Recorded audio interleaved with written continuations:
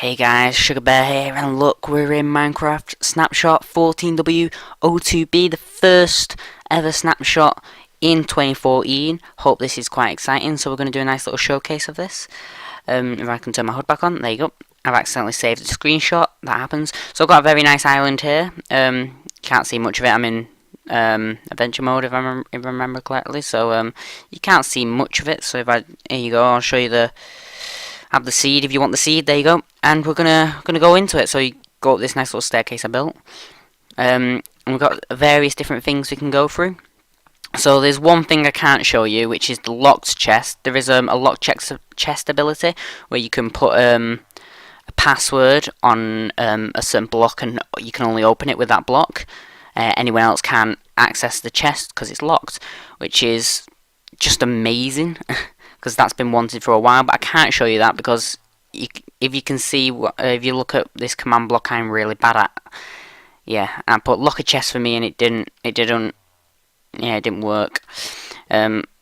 So yeah, I can't do command blocks, so can't show you the locked chest, which is quite unfortunate. But if you do want to go and see someone who can lock chest, there is most likely someone else who can show you. Just someone like in the Littlewood who has done something today. Other things I can show you though is something like the difficulty locker. Basically, you go into your options, and where you normally change the difficulty, you can lock the difficulty on this little button on the side. You can lock the word difficulty. It says, "Are you sure?" You can press yes. It basically means that you can never change the difficulty again once you've locked it to that. So I'm not gonna lock the difficulty in this world, but you can do it. So your difficulty will never ever change, and you can't change it ever again, which could be interesting for some maps. So we're on new block types now. New block types. So we have various new block types. You have granite, you have diorite, you have andesite. That's how you spell it, I just don't know how to say it. And you also have slime. So the bottom block here is the natural occurring version, so you'll see that in various different biomes, I'm guessing under the ground or on top of the ground. And the top version is the polished version, which Mojang have not said how to establish in survival yet, which is quite unfortunate, but they will be eventually away, and they're basically just the polished, slightly nicer looking version. It's quite cool. And you've got slime, which I'll show you later.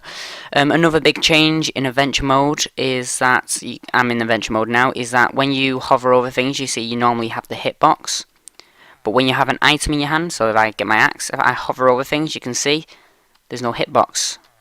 Look, it's not giving me that weird hitbox over it, but now it is. Magical. So yeah, that's one big adventure mode change. So we'll go on to the crafting and enchanting. Oh, sorry, not crafting, that's later. We'll go to the enchanting and repairing changes. So there has been various changes in that, and as you can see, when I go into here, you see there's an extra box in the enchanting table, which is quite interesting. See, that extra box is giving you the texture of lapis. So I got some lapis over here, just to show you. So if I go in here, if I put my diamond axe in here, it gives you various different options. Obviously I've got no bookcases, so it's a lower level.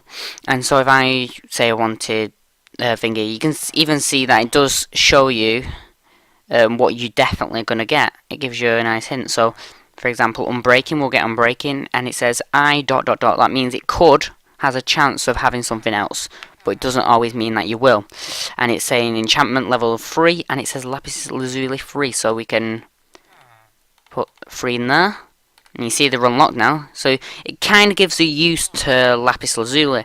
As you all know, lapis is pretty useless normally, so I can craft that. There you go. And I got unbreaking, and I even got efficiency as a lucky bonus, which is fantastic. So you do still get that kind of lucky bonus in there, but you also get a guaranteed thing. So there has been a change to kind of anvils. I might not be able to show you this kind of thing, but when changing, repairing, or changing the name, the cost has changed. So I'll call this Axe of Dreadmore. There you go, Axe of Dreadmore. You notice it's only costing me 1 level. and compared to the original 5. So enchanting cost has gone down as well, which is fantastic. So we'll move on to some nice little villager people over here. So Mojang have said that they've updated the villagers trading. So if I try and trade with him, oh wait, I'm in adventure mode. That's why I can't trade. There you go. I'm very slow typer today. My hands are cold. So if I try and trade, hello, Mr. Villagers. Well, oh, they're not there apparently. That's interesting. Look, not there. Well, villagers are bugged out, but they do say that the villagers trading has changed, so you get different trades and better trades. These villagers are very buggy though.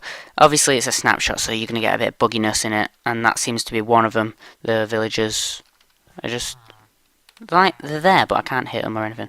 Interesting. So next we'll go on to the new crafting changes and tweaks. So you have various new crafting changes. So you we'll start off with the new block you saw over there, which is slime. You craft this by just making a full 9 square of slime, and that gives you a slime block. Very simple, very predictable. Also, another big change to doors.